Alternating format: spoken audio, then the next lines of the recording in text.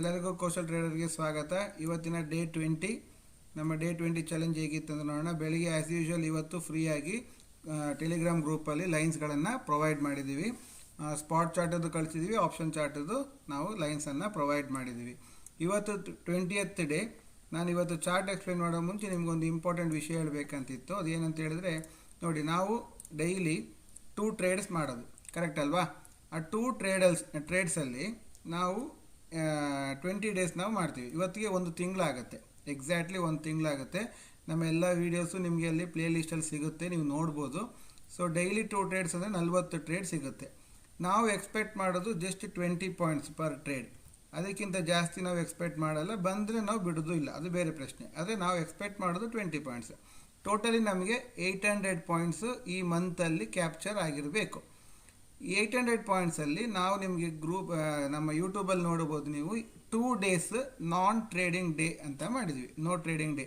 ಅವತ್ತು ನಮಗೆ ಟ್ರೇಡ್ ಸಿಗಲಿಲ್ಲ. ಸೊ 2 ದಿವಸ ಅಂತ ಹೇಳಿದ್ರು, ನಮಗೆ 2 × 2 ಟ್ರೇಡ್ ಅಂದರೆ 4 ಟ್ರೇಡ್ ಇಲ್ಲ, ಅಂದರೆ 80 ಪಾಯಿಂಟು ಲೆಸ್ ಆಗುತ್ತೆ. ಸೊ ನಮಗೆ ಈಗ ಟೋಟಲ್ 720 ಪಾಯಿಂಟ್ಸ್ ನಮ್ಮ ಹತ್ರ ಇರಬೇಕು. ಅದರಲ್ಲೂ ನಾವು ಒಂದು ಸ್ಟಾಪ್ ಲಾಸ್ ಕೊಟ್ಟಿದ್ವಿ. ಒಂದು ತಿಂಗಳಲ್ಲಿ ನಮ್ಗೆ ಕೊಟ್ಟಿದ್ದು ಖಾಲಿ ಒಂದು ಸ್ಟಾಪ್ ಲಾಸ್, ಅದು 10 ಪಾಯಿಂಟ್ಸ್. ಸೊ ಅದನ್ನು ನೀವು ಲೆಸ್ ಮಾಡಿದ್ರಿ ಅಂತ ಆದರೆ 710 ಪಾಯಿಂಟ್ಸ್ ನಾವು ಕ್ಯಾಪ್ಚರ್ ಮಾಡಿದ್ವಿ. It is not a easy joke friends. ಇದು ತುಂಬ ತುಂಬ ತುಂಬ ತುಂಬ ಕನ್ಸಿಸ್ಟೆನ್ಸಿ ಆಗಿ ಒಂದು ಡಿಸಿಪ್ಲಿನಲ್ಲಿ ಮಾಡಿದ್ರೆ ಸಿಗುವಂತಹ ಒಂದು ರಿಸಲ್ಟ್. ಸೊ 710 ಪಾಯಿಂಟ್, ರಫ್ಲಿ ನಾನು 700 ಅಂತ ಇಟ್ಕೊಳ್ತೀನಿ.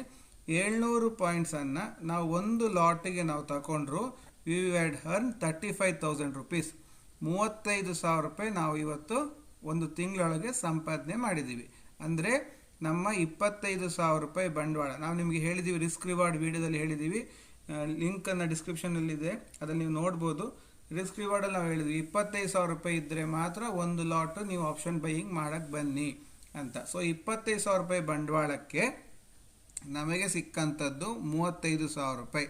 ಅಂದರೆ ಇಟ್ ಇಸ್ ರಫ್ಲಿ 140%, 140% ನಮಗೆ ಗೇನ್ಸ್.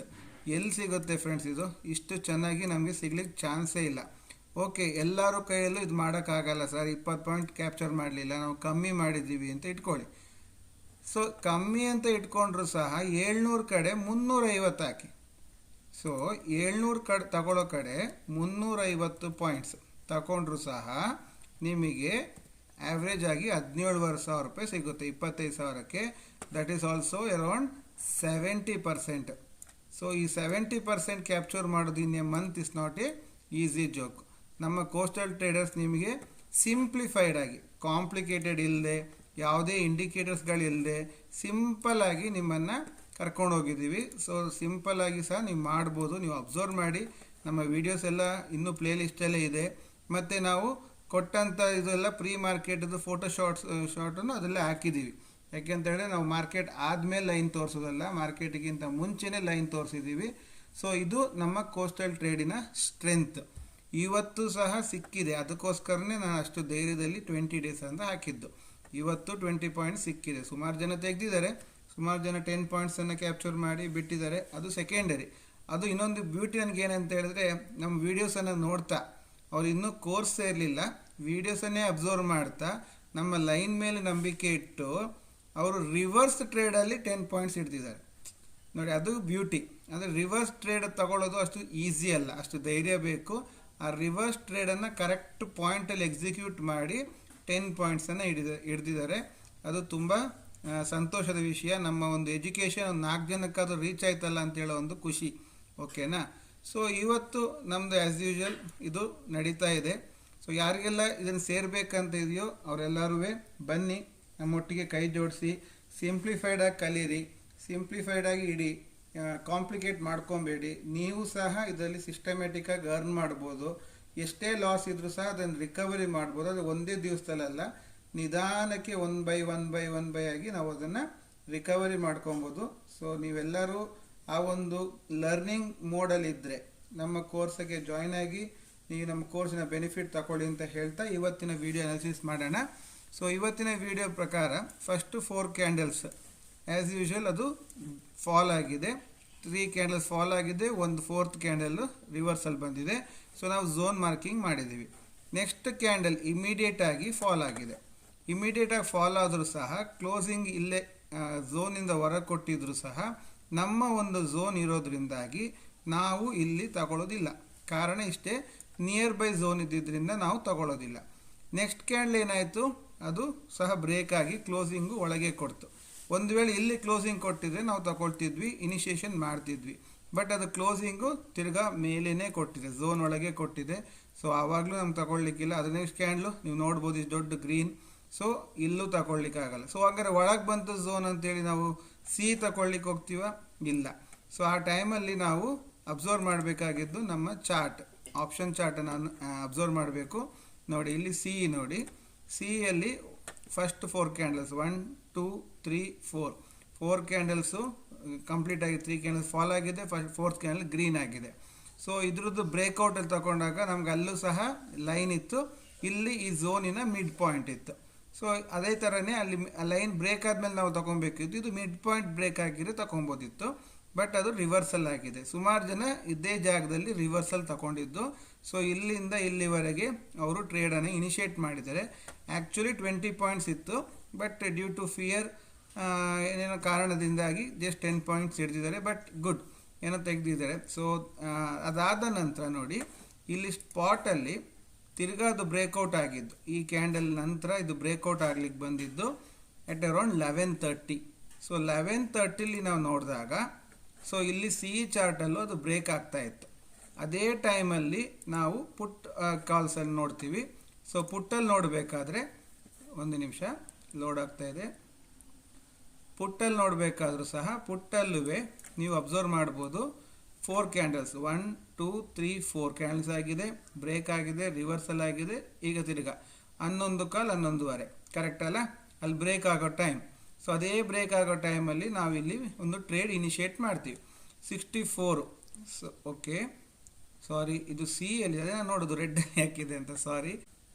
ನೋಡಿ ಇಲ್ಲೇ ನೋಡಿ, ಇಲ್ಲಿ 4 ಕ್ಯಾಂಡಲ್ಸ್ ಆಗಬೇಕಾದ್ರೆ 1 2 3 4 ಫೋರ್ತ್ ಕ್ಯಾಂಡಲ್ ಆಗಿ 11:30 11:15 11:30 ಆದಾಗ ಈ ಝೋನಿಂದ ಬ್ರೇಕ್ ಆಗ್ತಿದೆ, ಕರೆಕ್ಟಾ?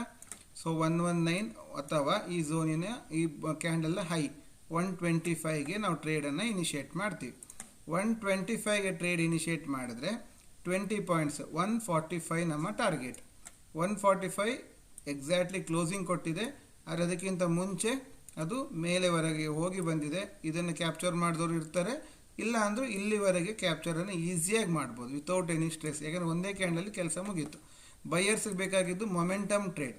ಮೊಮೆಂಟಮ್ ಇದ್ದಾಗ ಮಾತ್ರ ಬೈಯರ್ಸ್ಗಳಿಗೆ ಲಾಭ. ನಿಧಾನಕ್ಕೆ ಹೋಗ್ತಾ ಇದ್ದರೆ ಅದ್ರಲ್ಲಿ ಲಾಭ ಸಿಗೋದಿಲ್ಲ, ಕರೆಕ್ಟಾ? ನೆಕ್ಸ್ಟು ನಮಗೆ ಯಾವತ್ತಿಗೆ ಬೆಳಿಗ್ಗೆ ಆದ ನಂತರ ನಾವು ಮಧ್ಯಾಹ್ನವರೆಗೆ ಮಾಡೋದಿಲ್ಲ. ಆಮೇಲಿಂದ ಮಧ್ಯಾಹ್ನದ ಟ್ರೇಡ್ ಇನಿಷಿಯೇಟ್ ಮಾಡಬೇಕಾದ್ರೆ ನಮಗೆ ಅದು 12:30 ನಂತರ ನಾವು ಮಧ್ಯಾಹ್ನದ ಟ್ರೇಡನ್ನು ಇನಿಷಿಯೇಟ್ ಮಾಡ್ತೀವಿ. ನೋಡಿ 12:30 ಆದಾಗ ಅದು ಗ್ರೀನ್ ಆಯಿತು. ಆದರೆ ನಮಗೆ ಇಲ್ಲಿ ಝೋನ್ ಒಳಗೆ ಬರೋವರೆಗೆ ಇಲ್ಲಿ ಯಾವುದೇ ರೀಟೆಸ್ಟ್ ಮಾಡಿ ಹೋಗಲಿಲ್ಲ. ಸೊ ನಾವು ಯಾವುದೇ ರೀತಿ ಸಿ ತಗೊಳ್ಳೋದಿಲ್ಲ. ನೆಕ್ಸ್ಟ್ ಅಗೇನ್ ಈ ಝೋನ್ ಒಳಗೆ ಬಂತು. ಈ ಝೋನ್ ಒಳಗೆ ಬಂದ ಮೇಲಿಂದನೂ ನೀವು ನೋಡ್ಬೋದು, ಇಲ್ಲಿ ಕ್ಲೋಸಿಂಗ್ ಕೆಳಗೆ ಕೊಟ್ಟಿದೆ, ಕ್ಲೋಸಿಂಗ್ ಝೋನಿನ ಒಳಗೆ ಕೊಟ್ಟಿದೆ, ಕರೆಕ್ಟ್ ಅಲ್ಲ? ಆದರೆ ಅದ ನಂತರ ಡೈರೆಕ್ಟಾಗಿ ಹೋಗಿದೆ. ಸೊ ಹೊರಗೆ ಕ್ಲೋಸಿಂಗ್ ಕೊಟ್ಟಿದ್ರೆ ರೀಟೆಸ್ಟ್ ಅಂತ ತೊಗೊಬೋದಿತ್ತು. ಇದು ಕ್ಲೋಸಿಂಗ್ ಒಳಗೆ ಕೊಟ್ಟಿದ್ದರಿಂದ ನಮಗೆ ತಗೊಳ್ಲಿಕ್ಕಾಗಲ್ಲ. ಸೊ ನೆಕ್ಸ್ಟು ನಾವು ಸಿ ಅನ್ನು ನೋಡೋದು ಯಾವಾಗ ಅಂತ ಹೇಳಿದಾಗ ನಮಗೆ ನೋಡಿ ಅದು ರೀಟೆಸ್ಟ್ ಆಗ್ಲಿಕ್ಕೆ ಬಂದಿದೆ. ಇಲ್ಲೂ ಅಷ್ಟೇ ಅದೇ ಥರ ಆಗಿದೆ. ಆಪ್ಷನ್ ಚಾರ್ಟಲ್ಲೂ ಅಷ್ಟೇ ಒಳಗೆ ಕ್ಲೋಸಿಂಗ್ ಕೊಟ್ಟಿದೆ, ಸೀದಾ ಹೋಗಿದೆ. ಸೊ ನಾವು ತಗೊಳ್ಳೋದಿಲ್ಲ. ಅದು ಎಷ್ಟು ಬೇಕಾದ್ರೂ ಮೂಮೆಂಟ್ ಕೊಡಲಿ, ಮಧ್ಯದಲ್ಲಿ ಮಧ್ಯದಲ್ಲಿ ಇಟ್ಕೊಳ್ಳಿಕ್ಕೆ ಹೋದರೆ ಅದು ಎಡವಟ್ ಆಗುತ್ತೆ. ನಂತರ ತಿರ್ಗಾ ಅದು ರೀಟೆಸ್ಟ್ಗೆ ಬಂತು. ಸೊ ರೀಟೆಸ್ಟ್ಗೆ ನಾವು ಇಮಿಡಿಯೇಟ್ ಬಂದರೆ ಮಾತ್ರ ಇನಿಷಿಯೇಟ್ ಮಾಡೋದು. ಇಷ್ಟು ಲೇಟಾಗಿ ಬಂದರೆ ನಾವು ಇನಿಷಿಯೇಟ್ ಮಾಡಲ್ಲ. ಆದರೆ ಇವತ್ತು ನೀವು ಒಂದು ವಿಶೇಷವಾದ ಒಂದು ಕ್ಯಾಂಡಲ್ ಬಗ್ಗೆ ನೋಡ್ತಿದ್ದೀರಿ.